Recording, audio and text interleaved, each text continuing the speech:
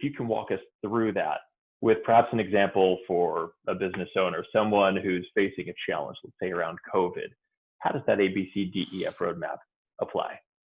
Okay, good question. And I call this the 3-minute exercise, but as you laid it out, Josh, it's in alphabetical order, A through F, A, B, C, D, E, F. Every letter represents a different step, and it's in chronological order as things happen. And in my book, 3-Minute Therapy, I have many examples of a 3-minute exercise in a variety of chapters on anger, anxiety, depression, panic attacks, money worries, procrastination, addictions, etc. So if you see the book 3-Minute Therapy, you'll see many, many examples of 3-minute exercises, but let me give you one here. So let's suppose you're, well, why don't I use an example I have in my chapter on self-esteem, where I had a real estate owner, and the real estate market was going down the drain, and his business was along with it. And when he came to me, he was depressed, suicidal, having difficulties with his girlfriend, sexually and otherwise, as a result of his mood and thinking. So his activating event was, my business is failing. And then what he was telling himself about that was B, an irrational belief, one of those demands that we were discussing. I must do well at business, and because I'm not doing well, this proves I'm a worthless failure. That musty thinking led to his C, undesirable emotional consequence, which was depression, suicidal, escaping in addictions. So at A, B, and C, we diagnosed his problem. A, business doing poorly. B, I must do well in my business. C, depression and addictions. And we didn't have to put him on a couch and ask him to free associate about his childhood or anything along those lines. We just looked into his thinking, which is another illustration of what an efficient process rationally motive behavior therapy is. So we had a hypothesis, an interesting hypothesis. I must do well at business, otherwise I'm a failure. So as a good scientist, we set up this hypothesis and look for the evidence. So D stands for disputing or questioning the belief. So we get a question, what is the evidence I must do well in my business and I'm a total failure because my business is doing poorly? And that leads to thinking about it, thinking about your idea that you must do well, otherwise you're no good.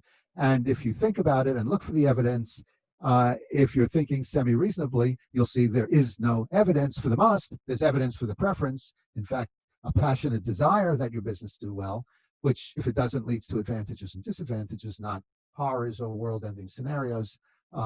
So at E, effective new thinking or effective new philosophy, you can come up with, although I strongly prefer my business go well, there's no law passed by Congress or in the Constitution saying that it absolutely must. It is disadvantageous to be on a downturn now, but hardly the end of my world. I don't like this state of affairs, but I definitely can stand, I can bear what I don't like. And I've survived business downturns in the past. I'll survive it this time. And finally, reminding yourself of the AC, the lack of AC connection. It's not the event, but that's causing your emotion at C, but rather than it's B, would consist of something like, it's not my business failing right now that's causing my depression, but rather it's my musty thinking about it that's the problem. And with practice, I can learn to change my thinking and learn to unconditionally accept myself, whether business goes well or goes poorly, because through all that, I'm still the same imperfect, flawed individual. So you come up with some ease like that, and then once you internalize it, which gets back to the reinforcement and practice, then you get to F, a new feeling, which would still be a negative or inappropriate feeling. This is not feel-good therapy. It makes sense to have some negative or unhappy feelings when things go badly, but not disturbed feelings. So F, your new feeling, could be great concern, passionate frustration, deep discomfort, but not depression, not miserableness, not escaping in addictions. So you can see from this process that it's not A that causes C, it's not the situation, but rather it's B, the must. And then when you reevaluate the must and reinforce your preferences at E, then that causes more appropriate negative feelings such as concern and great disappointment. And I have my clients practice this 3-minute exercise, usually writing it out regularly, daily, once a day, twice a day, 3 times a day. And they very quickly begin to see some results, feeling not so depressed, thinking a little better about the situation. And over the course of a number of weeks or a month, then they begin to feel significantly better. So I remind them again and again and again, this is a learning process, just like learning French or learning algebra. The way you master it is through practice again and again and again.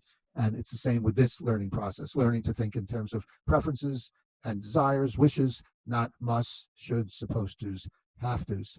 So that's the structure of REBT in a nutshell and how you can apply it to yourself.